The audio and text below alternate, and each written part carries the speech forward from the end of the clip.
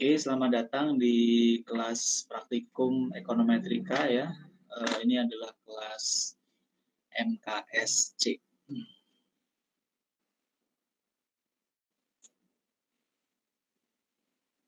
Oke, saya minta tolong teman-teman mengaktifkan video ya. Kita akan karena ini pertemuan pertama dan juga untuk lebih bisa memulai kelas ya ke depannya. Pada sesi pertama ini ya, dan karena ini berbeda teman-teman dengan webinar ya. Kalau webinar teman-teman lebih suka untuk video off, ya. Saya juga lebih suka untuk video off ya. Tapi untuk kelas ya sebagaimana kalau teman-teman ikut di kelas offline ya, untuk mempermudah pemahaman kita butuh interaksi, dan interaksi itu bisa via audio dan visual. Nah, saat ini sudah ada platform yang dengan gratis kita bisa gunakan ya, melalui Google G Suite, yaitu menggunakan Google Classroom ya, sehingga kita harus juga memaksimalkan fasilitas yang ada, yaitu kita bisa berinteraksi melalui audio dan juga video. Jadi untuk teman-teman saya minta untuk mengaktifkan dua-duanya ya, antara video dan audio untuk setiap kegiatan kelas kita. Khusus untuk audio, pastikan teman-teman jika di belakang teman-teman itu relatif hening ya, teman-teman bisa mengaktifkan terus mic ya. Namun kalau ada background kira-kira yang bisa masuk ke dalam room Google Meet ini, bisa untuk teman-teman kendalikan mikrofonnya. Jadi mungkin kalau ada background teman-teman bisa off-kan, atau ketika teman-teman ingin usul atau berbicara di dalam room, teman-teman bisa mengaktifkan audio. Apakah suara saya terdengar?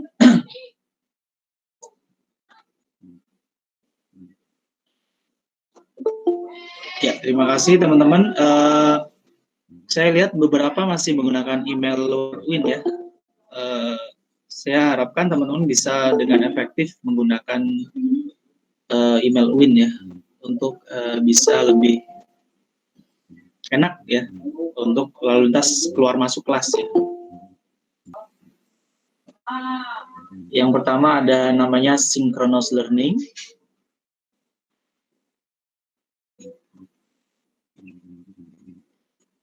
Yang kedua adalah asynchronous learning.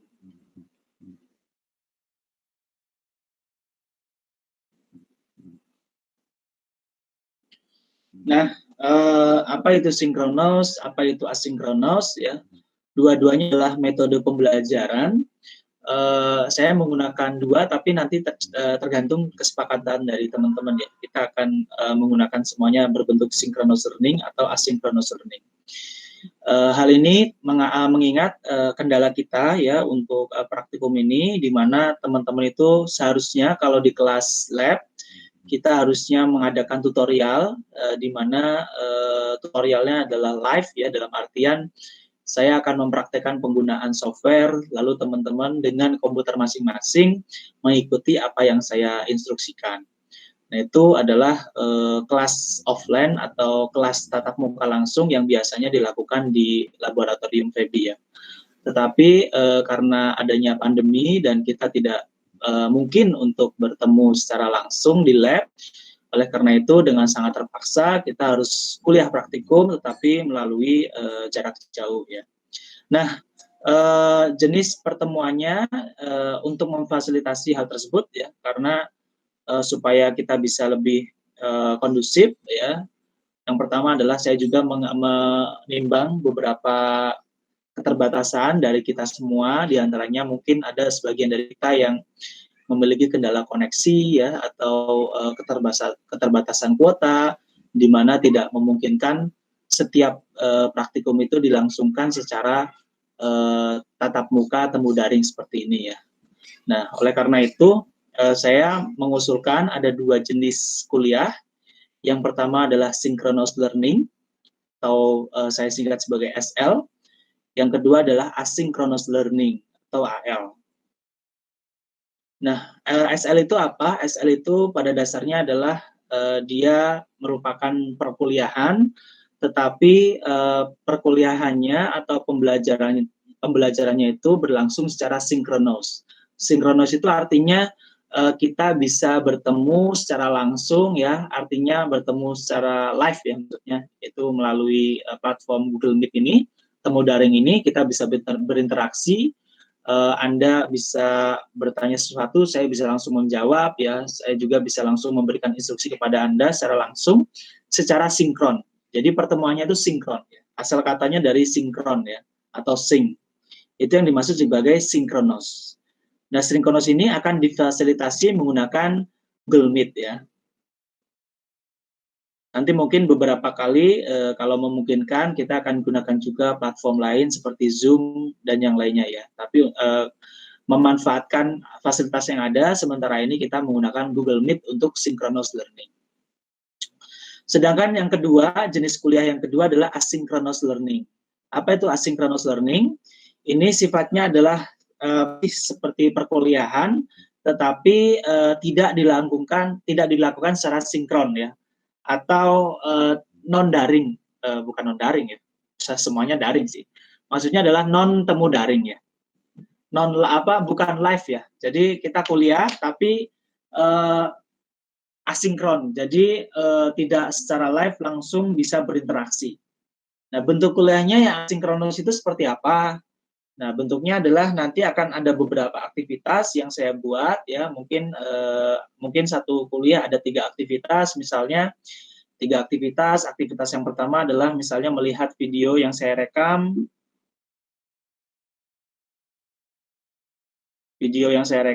misalnya ya. Aktivitas yang kedua misalnya mengerjakan kuis.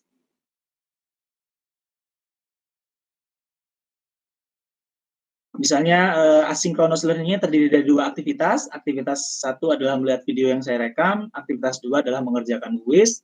Dan kalau Anda sudah mengerjakan aktivitas-aktivitas yang saya buat tersebut, maka Anda dikatakan hadir ya, atau Anda dikatakan present di dalam perkuliahan tersebut ya.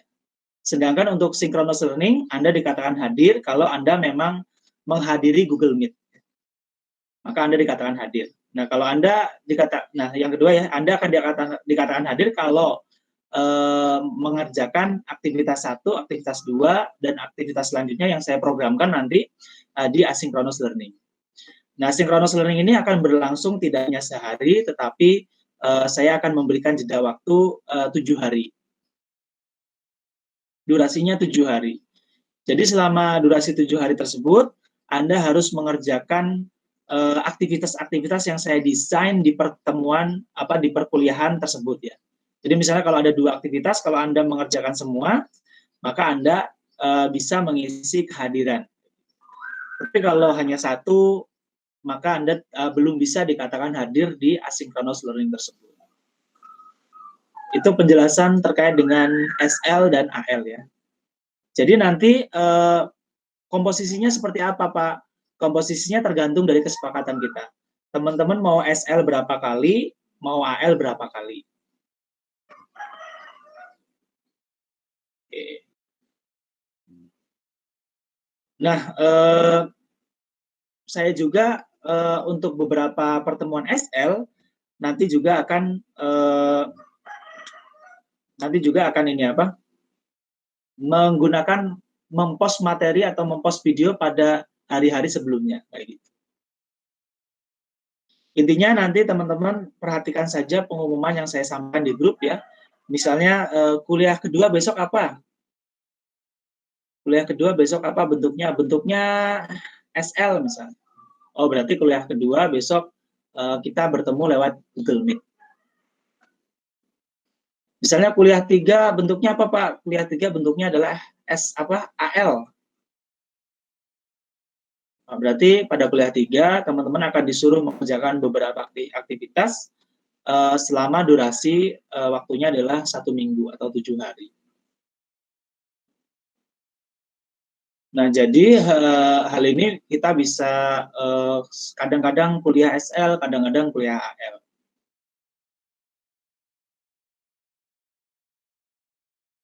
Nah itu ya teman-teman, terus juga saya,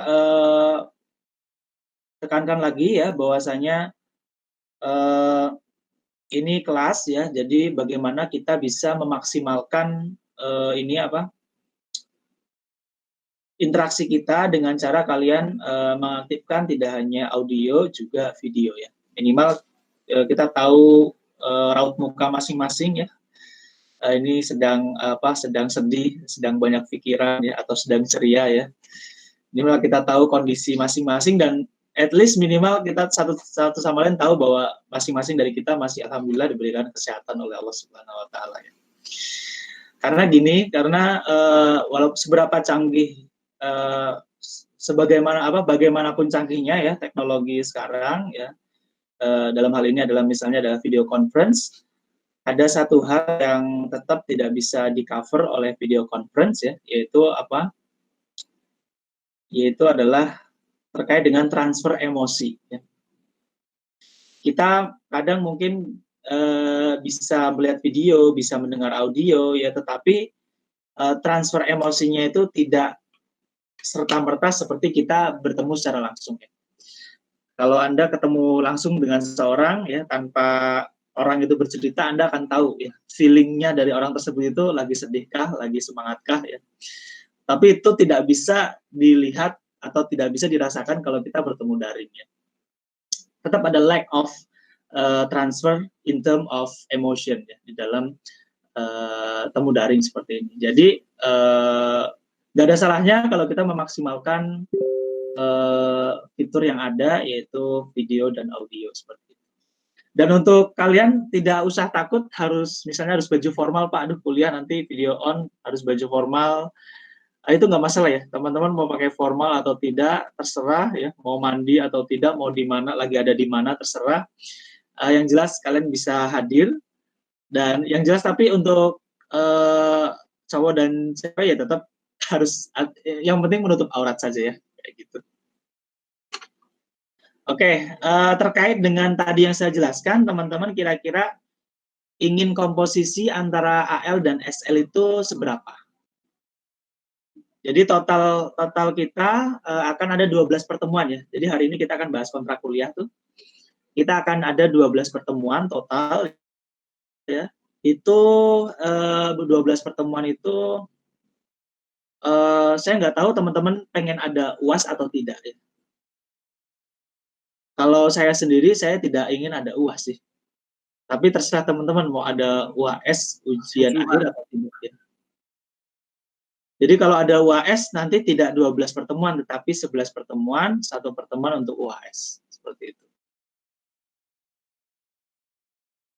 Oke? UAS Ya, di mana Mbak 006? Saya agak lupa, saya familiar sama muka-muka teman-teman ya.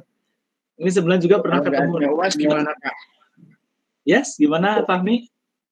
Kalau nggak ada UAS, gimana, Pak? Kalau nggak ada UAS, kita akan ambil nilai dari aktivitas-aktivitas yang ada di kelas kita. Misalnya saya ada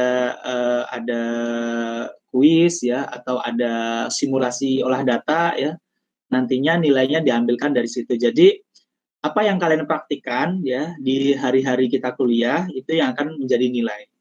Nanti akan saya siapkan case-nya ya. Jadi setiap simulasi yang kita lakukan nanti akan ada poinnya. Jadi kalau teman-teman ikut itu maka automatically teman-teman akan mendapatkan nilai. Dan lalu dalam artian Bapak ini ngomong kuis harian berarti ya Pak? Sebenarnya akan bentuknya seperti itu ya. Bentuknya kuis harian, tapi kalian jangan anggap ini sebagai kuis ya. Anggaplah ini sebagai simulasi tetapi berhadiah ya. Simulasi olah data tetapi ada hadiahnya kayak gitu. Lalu bagaimana Pak kalau yang tidak hadir? Nah, saya akan selalu memberikan atau selalu mengakomodir hak-hak teman-teman, di mana teman-teman memiliki hak untuk tidak hadir, yaitu sebanyak sebanyak 25% ya. Jadi dari total 12 pertemuan, kalian boleh 25% itu tidak hadir.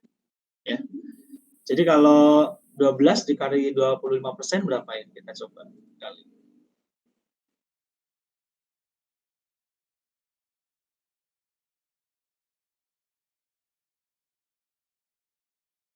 Oke, jadi hitungan saya 9 ya. Jadi teman-teman dari 12 pertemuan itu kalian boleh tidak hadir sebanyak 3 kali. Ya.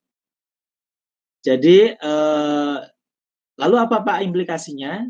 Jadi saya nanti di sepanjang kuliah kita akan ada beberapa simulasi yang ada hadiahnya ya, ada nilainya.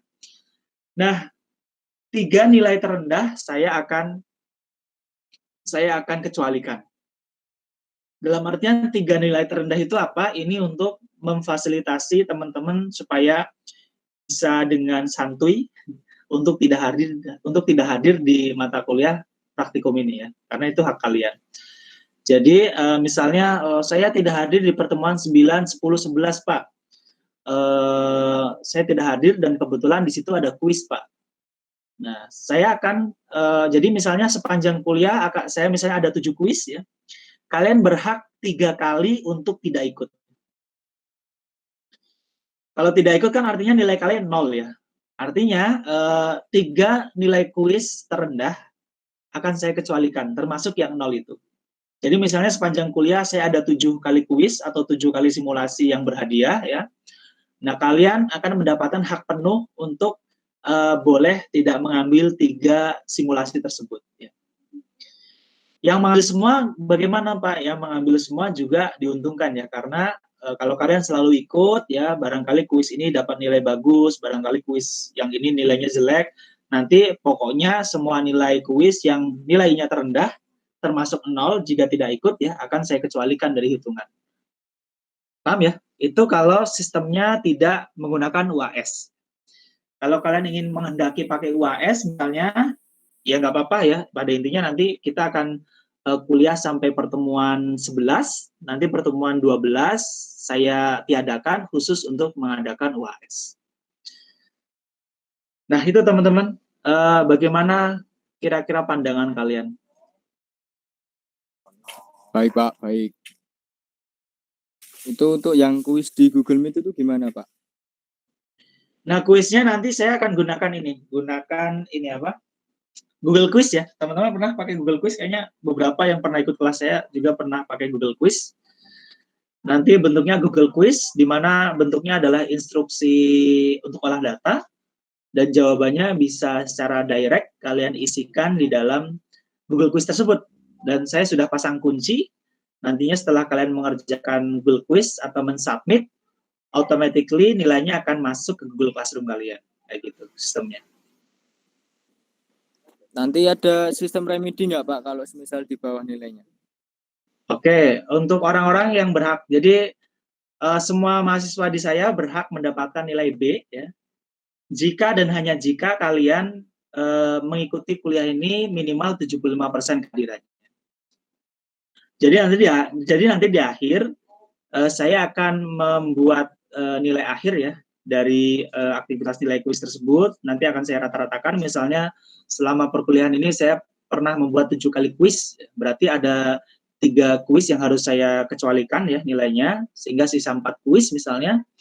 Dari 4 kuis tersebut akan saya rata-ratakan nilainya berapa. Kalau kalian misalnya jatuhnya di bawah B, saya akan berikan remedi. Misalnya kebetulan B- nih, saya akan berikan remedi. Siapa yang akan mendapatkan hak remedi? Mereka yang minimal kehadirannya adalah 75%. Seperti itu ya, paham ya teman-teman? Jadi kalau kalian sudah hadir 75% tapi tidak mendapat hak remedi dan mendapat nilai di bawah B, kalian bisa protes ya sama saya. Bisa menulis di sosmed ya, misalnya Bapak ngomong kayak gini kok tidak sesuai misalnya. Bisa seperti itu, silakan. Berarti Oke, ada lagi? ketentuannya minimal hadir 75% ya Pak? Yes, Baru dapat remedi. Kalau baru ya lanjut Febri.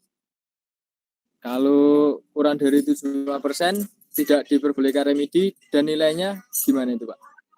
Nilainya apa adanya yang didapatkan dari nilai rata-rata 4 kuis itu. Oke, baik Pak. Terima kasih. Ya, sama-sama Febri. Silakan ada pertanyaan lagi teman-teman.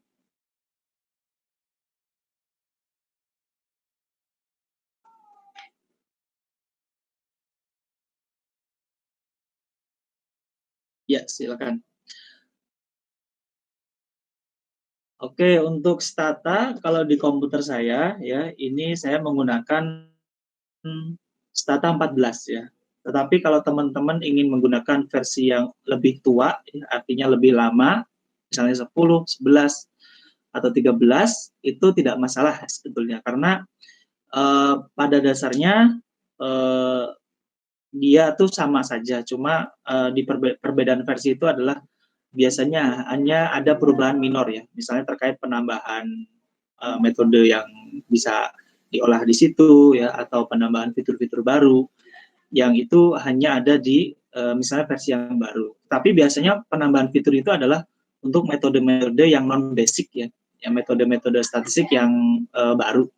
Di mana kalau dalam kelas kita akan lebih belajar ke basic, baru nanti kalau pemahaman teman-teman mencukupi, saya akan menyesuaikan dengan pace teman-teman ya, apakah teman-teman bisa mengikuti atau tidak, dan atau apa tertantang tidak dengan metode yang lebih sophisticated, nanti kita akan moving forward kepada metode-metode yang lebih sophisticated. Dan sebenarnya tidak masalah, intinya Mas gini, intinya beda versi itu tidak masalah. Artinya versi lama dan versi baru pun bisa menjalankan perintah yang sama ya. Misalnya teman-teman pakai versinya beda dengan saya dan teman-teman nggak bisa menjalankan, nanti bilang aja apa errornya, nanti coba saya troubleshoot ya. Coba saya nanti selesaikan atau nanti saya kasih petunjuk supaya bisa sama-sama works ya. Dan untuk softwarenya teman-teman bisa download di software Stata ya. Kalau teman-teman misalnya menghendaki software yang asli ya, bisa beli di portalnya Stata ya, atau kalau mau yang lain nanti bisa dicari di di mesin pencari ya. Dan untuk Stata ini relatif mudah karena tersedia versi-versi yang portable, yang itu kalau kalian sudah mendapatkan filenya, kalian tidak perlu menginstal ya. Artinya hanya perlu membuka tanpa perlu install dan Statanya sudah bisa dioperasikan seperti itu. Nah, alasannya sebenarnya nanti kita tidak hanya Stata ya, nanti tergantung dari metode yang sedang kita pelajari.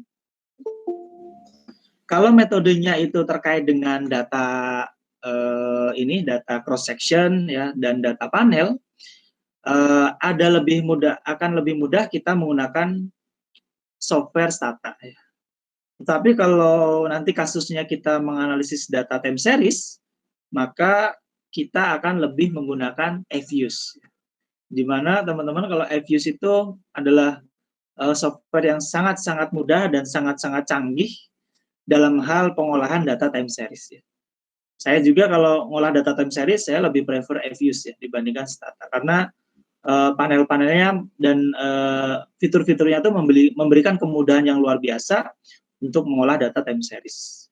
Stata juga bisa time series, tetapi agak sedikit harus berusaha lebih ya untuk bisa menghasilkan output yang sama seperti di Fuse. Karena baik Stata nanti misalnya R atau Fuse atau SPSS masing-masing itu punya kelebihan keunggulan masing-masing. Jadi kita sebagai data scientist di sini ya, sebagai orang yang menggunakan data sebagai alat bantu untuk mengambil keputusan yang tepat, kita juga harus lebih fleksibel di dalam hal menggunakan software mana yang lebih tepat untuk membantu pekerjaan kita seperti itu.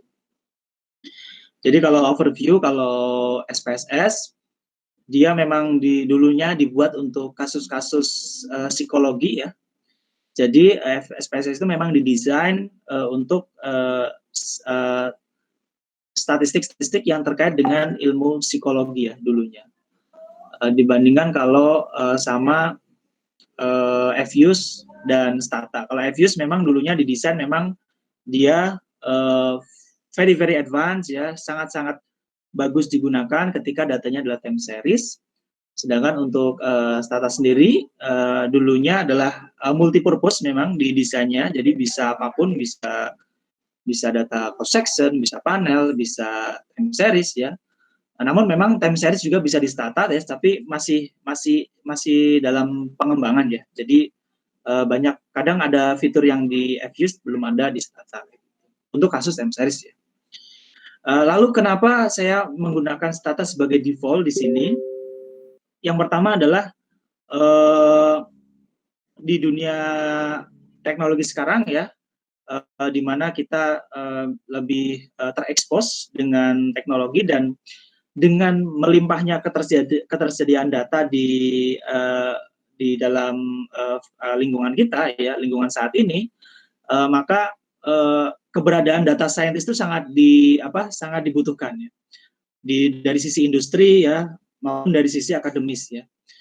Dan data itu begitu melimpahnya ya, karena kayak kalian browsing, setiap kalian browsing juga Google mengambil data kalian ya, dan itu digunakan oleh Google dengan sangat efisien untuk bisa misalnya dalam hal memberikan suggestion iklan yang cocok buat teman-teman misalnya, atau memberikan pencarian yang paling tepat dengan apa yang teman-teman cari misalnya. Kalau dari Google misalnya, dia kalau kalian suka pakai Google Chrome, nanti sering diminta persetujuan bahwasanya Google Chrome mengambil datamu ya, mau mengambil data browsingmu untuk keperluan mereka ya, yang kadang-kadang keperluan itu bertentangan dengan kita misalnya. Misalnya adalah keperluan untuk advertising ya. Jadi kadang kalian lagi nyari sepatu tapi kok pertama nyari sepatu nggak ketemu, dan hari-hari berikutnya ketika browsing kok iklannya sepatu terus nih. Nah, itu adalah contoh bagaimana Google menggunakan data untuk memberikan keputusan iklan yang terbaik yang terdisplay di komputer kalian misalnya. Nah, itu adalah contoh bagaimana kita menggunakan data untuk memaksimalkan pengambilan keputusan ya. Misalnya kalau kalian belajar statistik, tujuan dari statistik adalah itu. Nah, kalau di econometric ini lebih dalam lagi ya. Yang pertama adalah outcome dari kelas kita ya, tentu beda dengan outcome yang di kelas statistik. Nah, di kelas kita ini adalah bagaimana kita itu bisa mengetes teori-teori ekonomi menggunakan econometric, menggunakan alat yang namanya econometric. Dengan econometric kita bisa menguji apakah teori-teori ekonomi itu berlaku atau tidak ya. Nah, itu yang pertama. Dan yang kedua, kita juga bisa mengevaluasi kebijakan. Misalnya dari kebijakan-kebijakan yang diberlakukan ya, apakah kebijakan tersebut itu sudah efektif atau belum. Nah, itu kita bisa menggunakan econometric sebagai alat bantu kita untuk mengevaluasi apakah kebijakan yang digunakan oleh pemerintah misalnya itu sudah tepat atau belum. Nah, dan juga yang ketiga ya, misalnya adalah saya lupa mau ngomong apa ya yang ketiga. Yang ketiga adalah misalnya kalau kalian itu dalam hal ini at least minimum ya, kalau dari permintaan dari pengelola ya, pada intinya teman-teman itu minimal mampu mengolah data skripsinya dengan baik ya. Itu tujuan yang terakhir dan paling utama sebenarnya dari adanya praktikum econometric ini. Tetapi saya ingin membawa kalian lebih jauh lagi ya.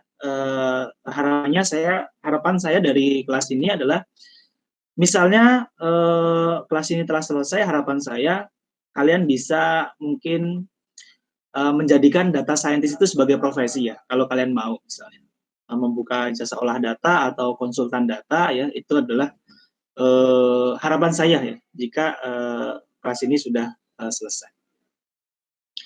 Nah, itu terkait dengan pertemuan pertama ya. Nah, tadi belum disepakati kita apakah SL dan AL-nya itu mau berapa ya. Teman-teman mau berapa proporsinya? Atau mau AL semua, asynchronous learning, dalam hal kita temu daring secara langsung terus ya, atau bagaimana? Itu saya kembalikan ke teman-teman. AL oke, Pak. Ya, gimana? Nanti boros kuota, Pak. Lebih boros SL ya, synchronous learning ya. Kalau kita temu langsung itu sebenarnya lebih boros ya dibandingkan dengan kalau AL, karena asynchronous kalian bisa buka video via YouTube ya. Nanti untuk video-video yang saya gunakan di kelas ini akan saya unggah di YouTube. Jadi mungkin teman-teman bisa menyesuaikan dengan kuota yang kalian miliki ya. Kalau di YouTube kan bisa di request quality dari videonya ya. Oke, saya kasih opsi aja ya. Yang pertama adalah SL semua, kemudian AL, artinya,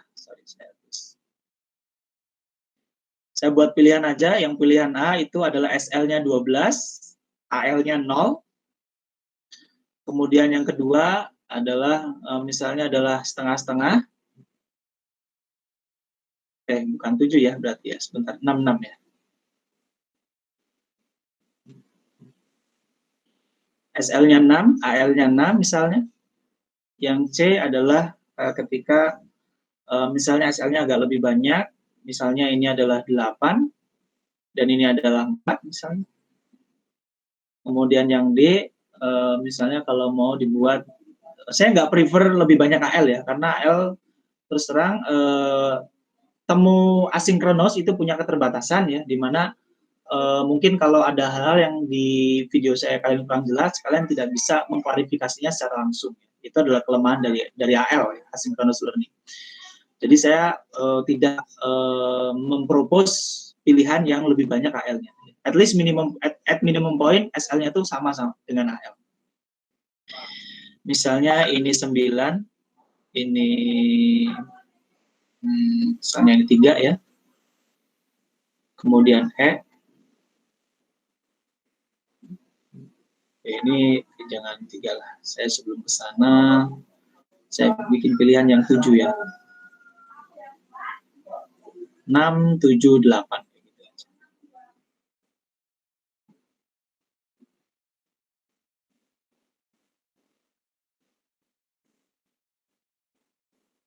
Ini 6, ini 7, 8, 9.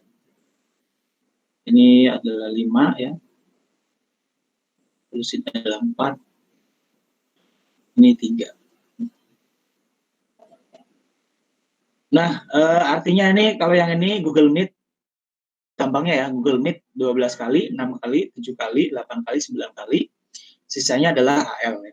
Atau temu asinkronos nanti lewat beberapa aktivitas yang saya buat di Google Classroom. Oke, enaknya gimana nih mekanisme votingnya? Lewat WA aja, Pak. Lewat WA kalian bisa buka WA ya? Atau lewat chat? Chat WA saja, Pak. Oke, lewat WA ya. Lewat WA saya tulis ya. Oke, sebentar.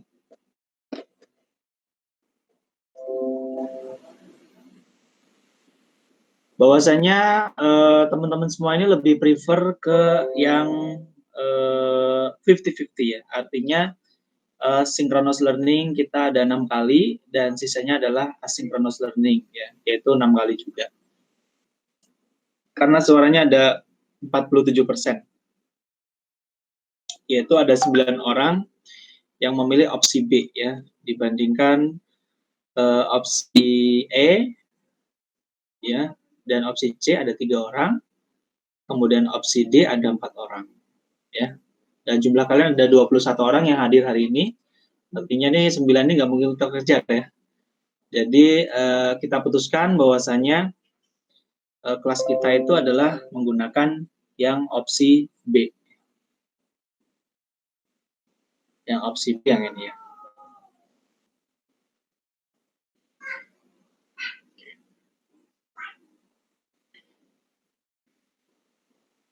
Oke ya, itu adalah kesepakatan kita ya untuk hari ini ya, terkait dengan kontrak kuliah ya. Sebelum melangkah lebih jauh ya, teman-teman saya ingin kenalan dulu ya dengan masing-masing dari kalian. Rasanya beberapa saya familiar ya dengan teman-teman yang di sini ya. Mungkin pernah ketemu kelas saya ya. Dan mudah-mudahan tidak mendapatkan kesan buruk ya. Mungkin kelas nilainya jelek ya dengan saya. Mudah-mudahan nggak ada yang dapat kesan buruk ya. Oke.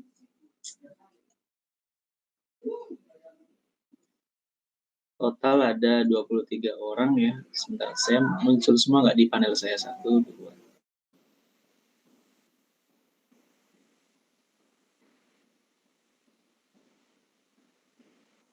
Oke. Semuanya sudah muncul di panel saya ya. Yang pertama saya minta tolong, oh ya sebelumnya bagi yang belum pernah ketemu dengan saya ya di kuliah-kuliah sebelumnya, perkenalkan nama saya Aris Munandar. Saya adalah pengajar lab ya di FEBI sejak 2016. Jadi dulu saya lulus di FEBI kalau nggak salah Mei, saya wisuda tuh Mei 2016. Setelah itu langsung gabung di lab FEBI dan mengajar beberapa praktikum ya, diantaranya statistik, kemudian ekonometrik, kemudian ada praktikum perbankan syariah juga dulu waktu pertama ngajar di lab. Kemudian sekitar tahun 2017 saya lanjut S2 di UGM, tepatnya di Fakultas Ekonomi dan Bisnis. Nggak ada Islamnya di sana ya. Jadi hanya Fakultas Ekonomi K dan Bisnis di jurusan S2 Sains Ilmu Ekonomi. Nah, setelah lulus saya menjadi dosen LB di FEBI mulai tahun 2020 kemarin. Mulai Januari 2020 ya. Jadi ada beberapa kelas yang saya ampu di khususnya di Prodi AS ya, Prodi AS, tapi mungkin kalau MKS saya belum pernah mengampu mata kuliah karena memang expertise saya di ekonomi, ilmu ekonomi. Nah itu perkenalan dari saya ya. Jadi saya merupakan angkatan pertama di FEBI, yaitu dulu angkatan pertama adalah 2012 ya. Waktu FEBI pertama terbentuk hanya ada 3 jurusan dulu, ada 2 jurusan, ilmu ekonomi, ekonomi syariah, yang kedua itu perbankan syariah. Hanya 2 seingat saya ya, atau 3 ya, saya lupa 2 atau 3 ya. Itu saya adalah lulusan pertama dan angkatan pertama juga. Nah itu sedikit perkenalan dari saya. Ya, oke. Oke, mohon maaf ya ada sedikit gangguan.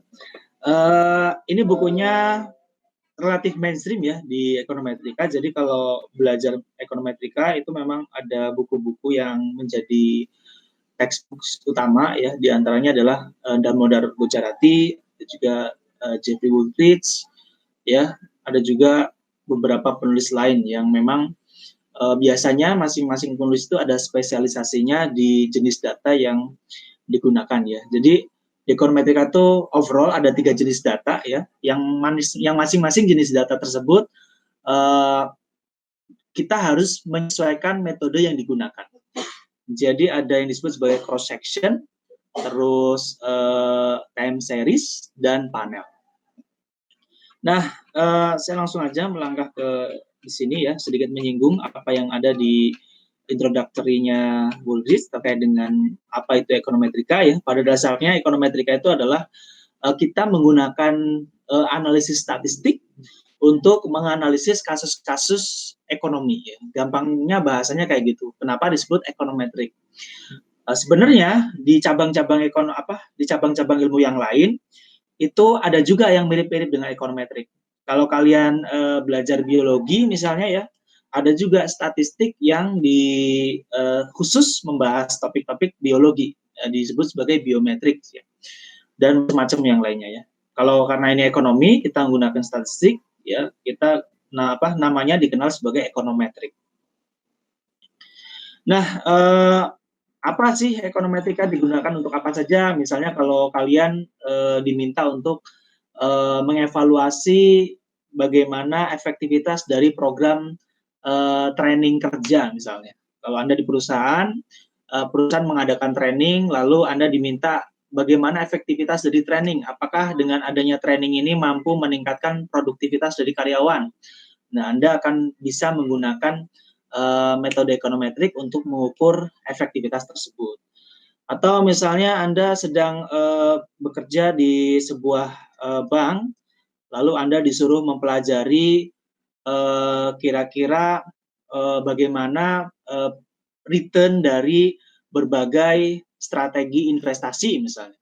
Ada investasi di saham ya, ada di obligasi ya, ada juga di reksadana misalnya. Anda disuruh menganalisis kira-kira bagaimana return dari masing-masing strategi investasi tersebut. Apakah masing-masing return dari strategi investasi yang tersedia itu telah sesuai dengan teori ekonomi atau belum. Itu Anda bisa menelitinya menggunakan ekonometrik. Nah, itu adalah contoh-contoh penggunaan ekonometrik ya. Nah, di sini tantangannya teman-teman, ekonometrika itu ya, kan dalam hal ini kita ingin menguji atau mengevaluasi sebuah teori menggunakan data ya. Nah, datanya itu bentuknya adalah non-eksperimental data. Nah, non-eksperimental data ini sangat berbeda dengan eksperimental data ya. Kalau eksperimental data, Anda ingin meneliti misalnya pengaruh kalau eksperimen ini biasanya terjadi di lab ya. Anda ingin meneliti sesuatu, lalu sampel Anda ditempatkan di lab, lalu Anda gunakan treatment Anda atau istilahnya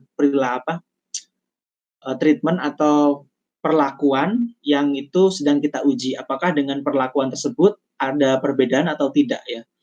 Misalnya Anda ingin meneliti pengaruh obat diet terhadap berat badan seseorang ya, Anda bisa menggunakan data eksperimental data. Sampel-sampelnya ada di lab, lalu Anda kasih treatment berupa pemberian obat diet misalnya, lalu apakah obat diet itu berpengaruh terhadap berat badan dari masing-masing sampel atau tidak. Beda dengan non-eksperimental data. Kalau di ekonomi, kita biasanya menggunakan non-eksperimental data. Artinya kita itu tidak bisa mengontrol data. Data itu sudah ada dan sudah berjalan ya di sekitar kita. Dan kalau kita punya ketertarikan untuk meneliti sesuatu, maka data yang tersedia ya hanya itu. Kita tidak bisa atau kurang bisa membuat situasinya itu menjadi situasi eksperimen. Oleh karena itu banyak trik-trik supaya penelitian kita itu menjadi valid ya. Nanti pas membahas metode-metode analisis nanti kita akan bahas mengapa sih non eksperimental data ini harus diberlakukan secara khusus dibandingkan dengan eksperimental data seperti itu. Nah, hal yang ingin saya sampaikan di sini adalah terkait dengan jenis data ya.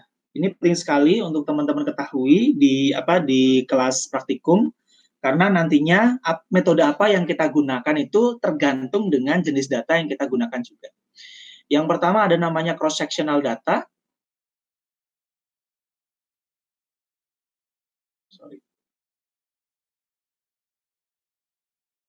Yang selanjutnya ada yang namanya time series data.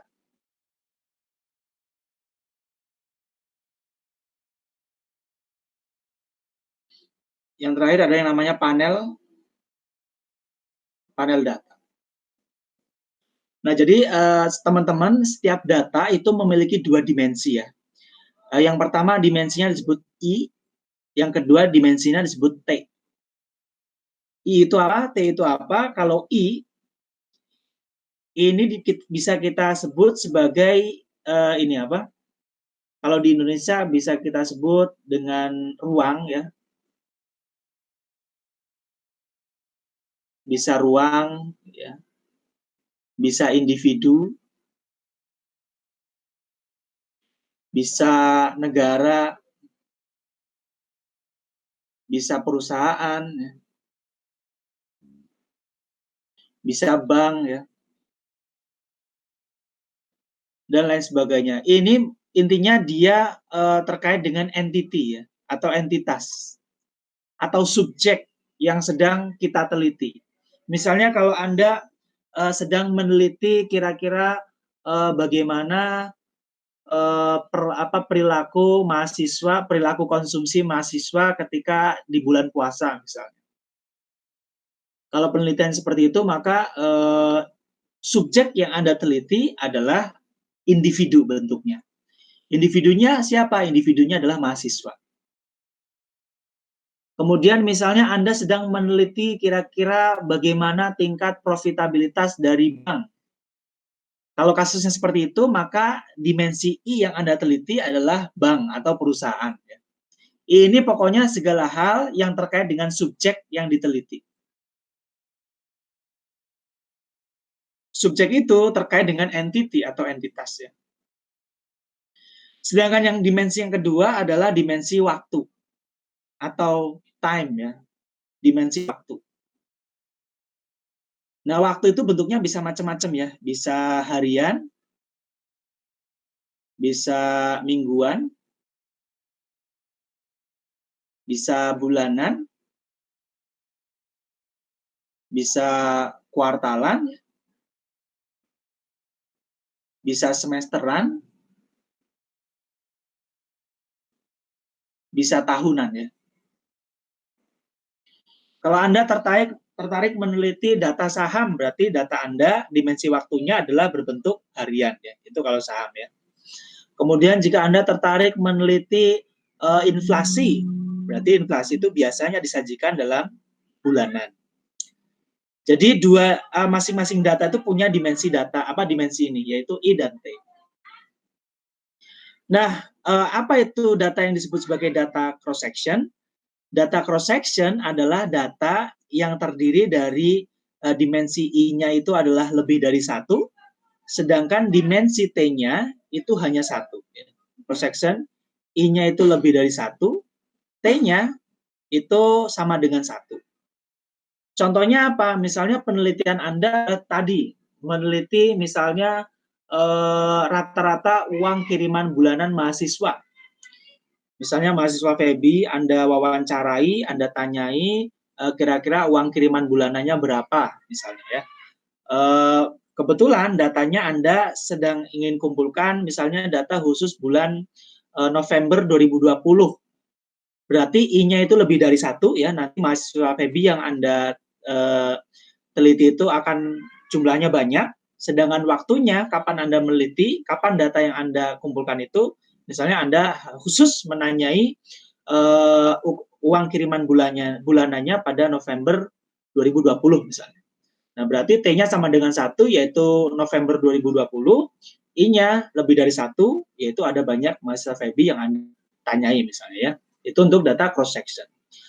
Lalu bagaimana dengan data time series? Data time series itu adalah ketika I-nya sama dengan 1, T-nya itu lebih dari 1. Sebaliknya ya, ini kebalikan dari data cross section. Contohnya apa? Contohnya misalnya Anda sedang meneliti tingkat profitabilitas Bank BCA dari tahun 2010 sampai tahun 2019 misalnya. I-nya sama dengan 1 karena hanya Bank BCA misalnya ya. Sedangkan T-nya lebih dari 1, yaitu dari 2010 sampai 2019 misalnya.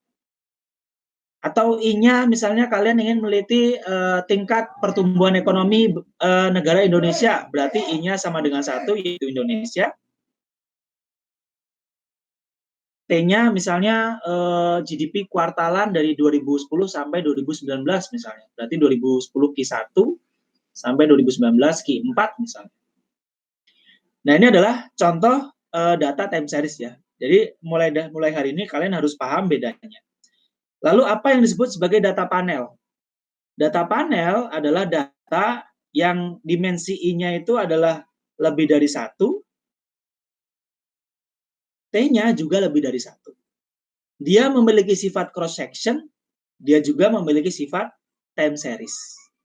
Nah, contohnya apa? Contohnya misalnya Anda sedang meneliti tingkat profitabilitas bank, tapi tidak hanya Bank BCA kayak tadi ya. Atau Anda sedang meneliti negara-negara, tapi tidak hanya negara Indonesia, ada banyak negara yang Anda teliti.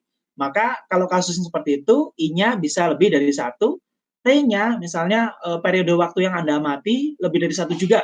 Maka bentuk data yang sedang Anda amati adalah panel data. Nah itu ya, misalnya ini adalah negara-negara ASEAN I-nya.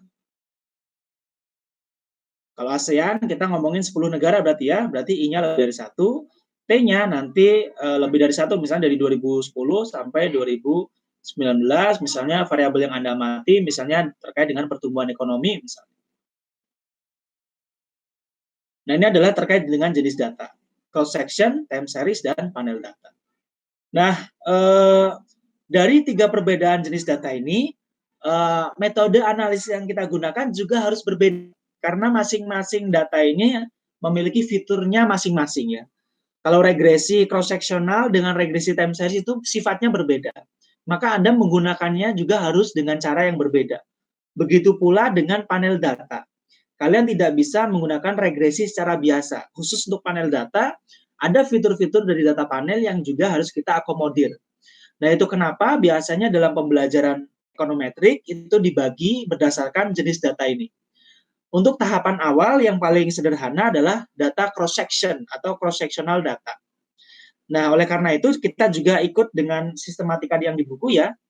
Untuk metode-metode yang kita akan pelajari di praktikum ini, kita akan bagi menjadi 3, yaitu terkait dengan metode yang terkait dengan cross-sectional data, kemudian time series data, dan panel data. Nah, time series ini luar biasa booming ya, datanya luar biasa berkembang, sehingga nanti akan menarik sekali kita kalau belajar analisis terkait dengan time series data.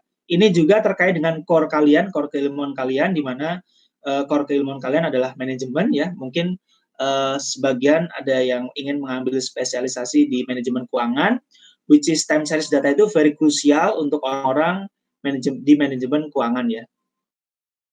Oke, waktu saya habis ya untuk pertemuan pertama ini ya, teman-teman.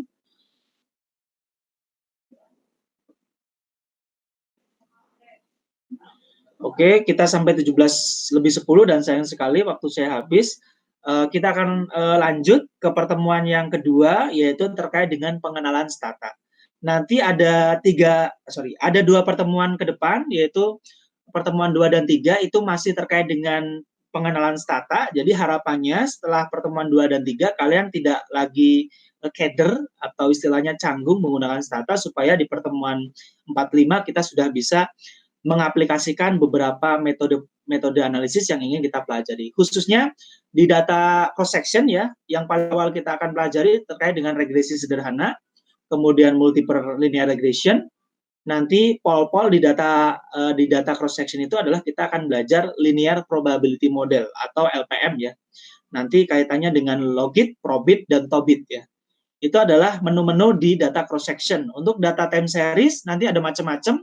Ada uji stasionaritas kalau kalian di keuangan ya, nanti ada uji kointegrasi, kemudian ada regresi di time series itu seperti apa sih, apa bedanya regresi dengan time series dan data cross section. Kemudian ada juga VAR, vector error correction model, atau vector autoregressive ya, VAR, ada juga VACM, ada juga ECM. Nanti kalau sempat kita juga akan belajar ARDL ya, autoregressive distributed lag.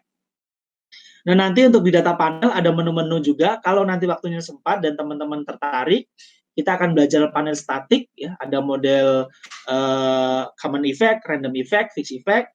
Ada juga model panel dynamic, namanya adalah panel ARDL, panel autoregressive distributed lag. Ada namanya DFE ya, ada DE, macam-macam ya.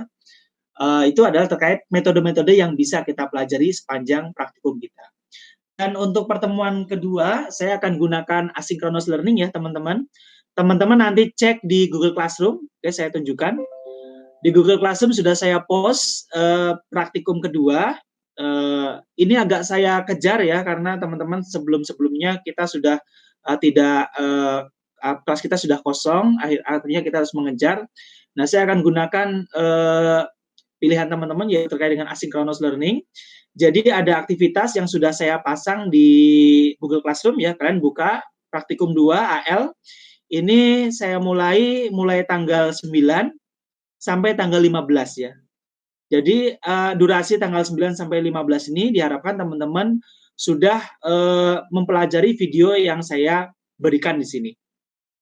Nah, nantinya mungkin nanti malam saya akan tambahkan satu kuis di sini.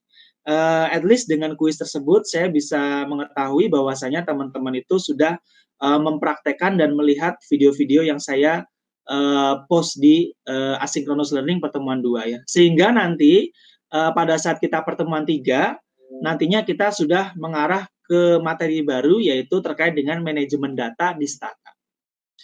Oke, bisa dipahami ya teman-teman? Bisa dipahami ya teman-teman? Bisa, Pak. Bisa. Jadi setelah kelas ini kalian akan ada kuliah pertemuan 2 yaitu yang dilangsungkan dari hari ini sampai tanggal 15 minggu depan ya.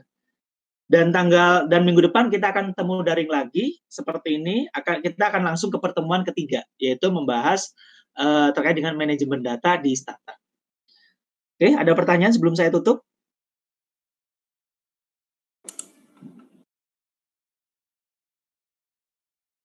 Oke, aman ya, tidak ada pertanyaan. Saya rasa lebih kurangnya saya mohon maaf. Saya offset sekitar 4 menit ya. Kita sampai 17.10 ya. Lebih kurangnya saya mohon maaf. Wabillahi taufiq wal hidayah. Assalamualaikum warahmatullahi wabarakatuh. Waalaikumsalam warahmatullahi wabarakatuh. Oke, sampai jumpa minggu depan. Nanti saya post presensi di WhatsApp ya, teman-teman. Isi list bagi teman-teman yang hadir, silakan isi list di WhatsApp. Baik, Pak. Yuk, saya pamit, saya izin live ya. Mudah-mudahan teman-teman sehat selalu ya, jaga kesehatan, jaga mental ya. Amin. Jangan sampai terkena corona. Yuk, saya pamit. Oke, Iya, Pak.